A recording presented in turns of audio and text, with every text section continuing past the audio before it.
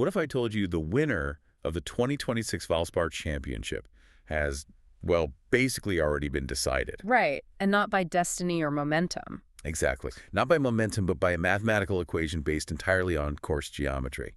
I mean, most people watch a Sunday finish, they get swept up in the emotion, the roaring crowds, the dramatic putts. Which is exactly the mindset that allows odds makers to maintain their margins. I mean, emotion completely clouds judgment.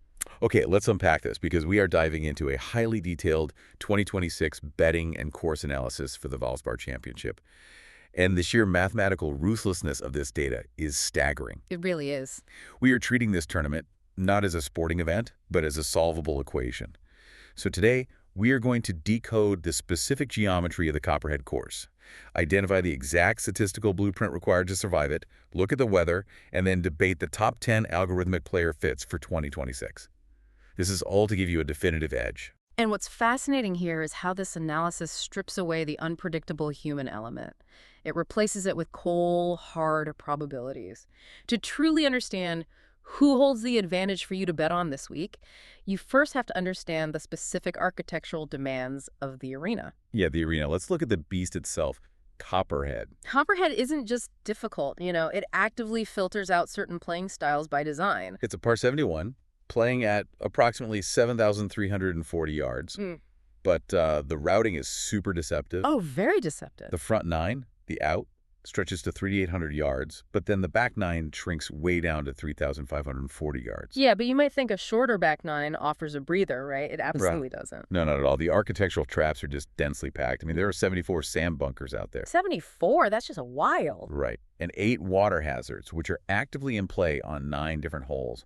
Half the golf course is literally trying to drown your golf ball. Yeah, and the margin for error off the tee is practically non-existent. We're talking about aggressively tree-lined fairways that act as a funnel. They just force every single player into the exact same narrow landing zones. Exactly. It's like trying to thread a needle while riding a roller coaster. I love that analogy. It's so true. And that roller coaster drops you right into one of the most brutal finishing stretches in professional golf. Holes 16, 17, and 18. The snake pit. Yeah, the infamous snake pit. It's a 3-hole stretch that routinely dictates the entire outcome of the tournament. Just a total gauntlet. Right. You face a 475-yard par 4, then a 215-yard par 3, and a 445-yard par 4 to close. The angles are incredibly tight, and the greens are heavily guarded. So you really can't fake your way through those 3 holes. Not a chance. The geometry of the snake pit alone forces a massive premium on controlled ball flight. Because the course geometry is so uniquely punishing, it completely dictates the specific type of golfer who can actually survive it. Okay, I get that it's tight, but I have to push back a little on this idea that the course entirely neuters power. Okay, let's hear it. I'm looking at the yardage breakdown for the 4 par 5s in the guide, and they are absolute monsters. Oh, they are long. Right. They average 583 yards. Hole number 5 is a massive 605-yard par 5, and hole 14 is 590 yards. Yeah. So can a guy who routinely drives the ball 330 yards just, blast his way out of trouble and overpower these holes? Well, you would assume so, but the data completely invalidates that strategy. Really? Completely. Yes. The proprietary player fit matrix in our source material categorizes players by style. And the bombers, the guys whose primary weapon is driving distance, they only receive a 3-star fit rating. Oh, wow. Only 3 stars. Yeah. The issue is the penalty for missing the fairway. If you bomb it 330 yards but miss the short grass by 10 yards, you are completely blocked out by those dense trees. Right, so you can't even advance the ball to the green. Exactly. Length is completely neutralized if you're constantly pitching out sideways. Right. Which explains why accurate drivers get bumped up to a 4-star rating in the matrix. Yeah, the matrix heavily favors guys who can just keep the ball in play. But the absolute kings of Copperhead, the only player profiles receiving the full 5-star rating, are the elite iron players and the all-around tee to green players. Precisely. And let's look at the actual putting surfaces to understand why that is. These are Bermuda grass greens, and they average a minuscule 5,822 square feet. That is tiny for a PGA Tour event. It really is. Plus, they are heavily elevated and domed. Here's where it gets really interesting. The guide specifically zeroes in on strokes gained approach from mid-iron distances as the ultimate separator. Yes. It isn't just about hitting greens, it's about how you hit them. Right, because you aren't hitting a high lofted wedge into these tiny targets. You're coming in from like 175 or 190 yards out with a 6-iron. And mechanically, a 6-iron comes in at a much lower trajectory than a wedge. So it doesn't want to stop. Exactly. When a low trajectory ball hits a firm, domed, elevated green, it wants to bounce and roll right off the edges into those 74 bunkers or the thick Bermuda rough. Man, so that is exactly why elite iron play is the baseline requirement here. You absolutely need players who can generate enough spin with mid-irons to hold these hostile greens. Well, let's quantify that baseline for the listeners. Right. To realistically contend here, the historical averages of past champions dictate you need to be gaining plus 1.21 in strokes gained approach. Which is high. Very high. And then plus 1.74 in strokes gained putting. Also massive. And an overall plus 1.84 in strokes gained tee to green over the field average. That is just a massive statistical hurdle. It is a huge hurdle, which brings us to an important check and balance. The model sounds foolproof in theory, right? Right. But to trust it with your money, we have to see if it actually survived contact with the real world. Do the guys who fit this precise profile actually win the tournament? Well, looking at the source, the scorecards validate the math perfectly. Let's hear the names. Let's look at the recent champions. Victor Hovland won in 2025 at 11 under par. Peter Malnati won in 2024 at 12 under. Taylor Moore in 2023 at 10 under. Consistent scoring baseline there. Yeah. And then Sam Burns, who went back-to-back in 2021 and 2022, shooting a staggering 17 under par both times. Now, Burns shooting 17 under on a course this penal is a bit of a statistical anomaly, but his profile fits the exact metrics we're discussing. It absolutely does. And if you go back a decade looking at the historical pedigree of this event when it was called the Transitions Championship or the Tampa Bay Championship, you see the exact same archetype. Guys like Luke Donald in 2012. Jim Furyk in 2010.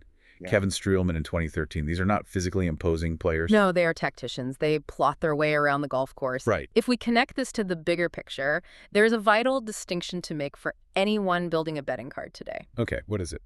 Elite approach play is your foundation. It's the cost of entry that gets a player into the top 20 by Sunday.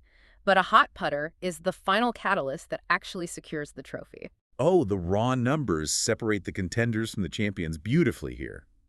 For the approach masters, look at the 2025 tournament. Xander Schauffele gained an insane plus 2.82 strokes gained approach. Wow. Bud Cauley gained plus 2.001. Lucas Glover gained plus 1.7. Those guys were putting on an absolute clinic with their irons. But then look at the putting stats for the guys who actually won the tournament. Yeah, it completely flips. Sam Burns won in 2021 by gaining plus 2.27 strokes gained putting. Peter Malnati won in 2024 with plus 2.09. Those are tournament-winning putting weeks. Exactly. The analysis points out that these undulating Bermuda greens specifically reward players who are lethal from the 10 to 15-foot range. Guys like Jacob Bridgman, who put up plus 1.95 in the greens, or Justin Thomas at plus 1.7. And there's a real mechanical reason for that specific 10 to 15-foot distance. Because of the green size. Yes, because the greens are so small and you're hitting mid-irons, players are rarely sticking their approach shots to 3 feet. Right, that makes sense. The most accurate iron players in the world are still going to land the ball 12 to 15 feet away on these surfaces. Therefore, the player who can consistently read the green of the Bermuda grass and sink a 12-footer is the one who solves the equation. So we've established the baseline math, and we've proven it works by looking at past champions. Yeah. But if you take this static data straight to the sportsbook on Thursday morning, you're missing the one variable that dynamically alters the entire equation in real time. The Florida weather. The math only works in a vacuum, and the Gulf Coast is certainly not a vacuum. So what does this all mean for your strategy? How do you adapt this perfectly modeled player profile when a 25-mile-per-hour wind rolls in off the water? Well, you have to apply what the data calls the weather edge. Wind drastically changes the required strokes gain profile. How so? If it's windy, the importance of elite ball striking skyrockets exponentially. The greens become even harder to hold, and scoring opportunities absolutely vanish. So it's just survival mode. Exactly. The tournament morphs into a war of attrition that heavily favors experienced shot makers, guys who can alter their trajectory and control their ball flight in crosswinds. But what if it's dead calm? I mean, we know those Florida mornings can be perfectly still. I imagine that completely flips the required skill set. It really does. If the wind dies down, Copperhead basically loses its primary defense. The tournament instantly morphs into a putting contest. Wow, just like that? Yeah, because there is no wind to knock the ball offline, far more players are going to hit those small greens in regulation. The advantage of being an elite iron player diminishes, and the advantage swings entirely to the guys who can roll the rock. This means if you are listening to this right now and building a fantasy lineup or a betting card, you absolutely must monitor the forecast before locking anything in. Yes, you are looking for what the industry calls wave advantages. Can you explain that briefly? Sure. A wave advantage occurs when players teeing off in the morning face calm, receptive conditions, while the players teeing off in the afternoon are forced to play through high winds, or vice versa. Right. You want your exposure heavily weighted toward the players teeing off in the favorable weather wave. I mean, it's basically legal insider trading if you just read the meteorological data correctly. You are just layering the weather vectors over the player performance data. Exactly. All right, we are armed with all the filters, course geometry, statistical requirements, historical trends, and weather strategies. It is time for the main event. Let's do it. Let's debate the top 10 course fits that the algorithmic model has spit out for the 2026 Valspar Championship. This is where we separate the smart money from the public money. Number 1 on the list is Akshay Bhatia. Now, I have to challenge the model here. Okay. We just spent 20 minutes establishing that you need massive spike-level approach numbers, like plus 2.0 or plus 2.2 putting numbers to win. But Bhatia's profile specifically lists his strength as balanced across tee to green, approach, and putting. Right. So is a jack of all trades really better than a master of one at a specialized venue like Copperhead? It's an excellent question, but you have to reframe how you think about winning on this specific course. Okay. Winning at Copperhead isn't about accumulating birdies, it's about bogey avoidance. Remember the 74 bunkers, the water hazards, the thick rough? Yeah, the traps are everywhere. A complete Copperhead blueprint requires absolutely no glaring weaknesses. So you're saying a single glaring weakness is a death sentence here? Exactly. The analysis explicitly warns against backing wild drivers or weak putters. An erratic driver will spend the week chipping out of the trees. A weak putter will three-putt these domed greens all day. Makes sense. Bhatia might not lead the field in any single isolated metric, but his balanced ball striking and capable putting mean he is the least likely to make a tournament-ending mistake. He offers the highest statistical floor. You can't win the tournament on Thursday, but a wild drive into the water can definitely lose it. For sure. Let's look at a different profile then. Number 2 is Nikolai Hojgaard, and number 8 is Jordan Spieth. Let's group them together because they both fit the escape artist mold. Ah, yes. The escape artists. The model loves Hojgaard's tee to green numbers, but heavily emphasizes his scrambling. And Spieth, who actually won here back in 2015, is flagged as a 4-star scrambling specialist. Right. Why is scrambling so vital if the goal is elite approach play? Because the greens are only 5,800 square feet. No matter how elite your iron play is, you're going to miss greens at Copperhead. It is mathematically unavoidable. Right. Nobody hits 100% of greens in regulation here. Exactly. And when you miss, your ball is likely tumbling down an elevated slope into Bermuda grass. Hojgaard and Spieth have elite recovery skills. So they just save strokes where others drop them. Yeah, Spieth's creativity around the greens allows him to save par from impossible angles, keeping his momentum alive while the rest of the field bleeds strokes. The ultimate escape artists in the snake pit. That makes a lot of sense, especially if the wind picks up and greens in regulation percentages just plummet. Exactly. Okay, let's group the elite ball strikers next. Number 3 is Xander Schauffele. Number 6 is Viktor Hovland, our defending champion. Number 7 is Matt Fitzpatrick. And number 9 is Ryohei Satsuen. That is a really fascinating quartet to analyze because they all approach the same mechanical advantage slightly differently. Let's start with Schauffele. We already mentioned his ridiculous plus 2.82 approach stats from 2025. The model praises his off-the-tee consistency, and he's coming off a podium finish at the Players. He's playing great golf. Yeah, he feels like the safest bet on the board, combining a high floor with a high ceiling. But then you have Hovland at number 6. Defending champ, elite ball striker. But his profile comes with a massive caveat regarding his short game. If we're talking betting value, isn't Hovland a massive risk at his likely price point if his putter goes cold? He absolutely is. Hovland's ball striking metrics perfectly fit the Copperhead demands, but his scrambling has historically been his Achilles heel. Right. If he is missing greens, he really struggles to save par. Backing Hovland means you are betting on his irons being so precise that he literally doesn't need to scramble. It's a high-variance play. Contrast that with Matt Fitzpatrick at number 7. Yeah. He is the definition of a precision player. Oh, absolutely. Fitzpatrick's tee to green control is exactly what suits the strategic, needle-threading nature of this layout. He keeps it so low, right? Yeah, he naturally hits a very controlled, lower trajectory ball, which is phenomenal in the wind. He is a tactician who will comfortably hit a 3-wood off the tee just to guarantee he is in the fairway, setting up those crucial mid-iron approaches.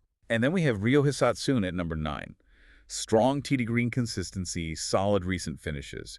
He feels like the ultimate sleeper pick for anyone looking for value further down the betting board. I agree. He fits the exact same statistical profile as the favorites, but without the premium price tag. He is the mathematical play for value this week. We have 2 players left in the top 10, and they represent very specific situational plays. Let's hear them.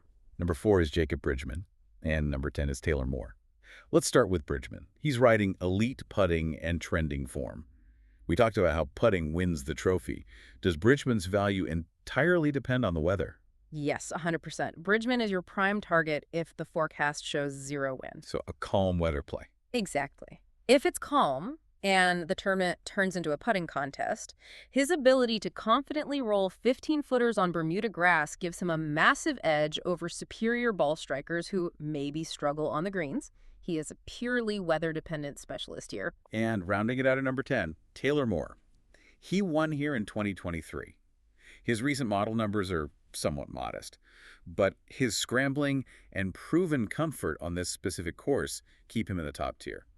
Course history is always interesting. Yeah, sometimes knowing exactly where not to hit the ball on a course this penal is just as valuable as having perfect swing mechanics. For sure. Course history is really difficult to quantify in a purely statistical model, but at a venue like Copperhead, the visual memory of successfully navigating the snake pit provides a tangible psychological edge. So, with the board fully set and the mechanics decoded, let's pull back and summarize exactly what you, the listener, should do with all this intelligence to find your edge this weekend. The core lesson from this 2026 data is remarkably clear. First, ignore the wild drivers.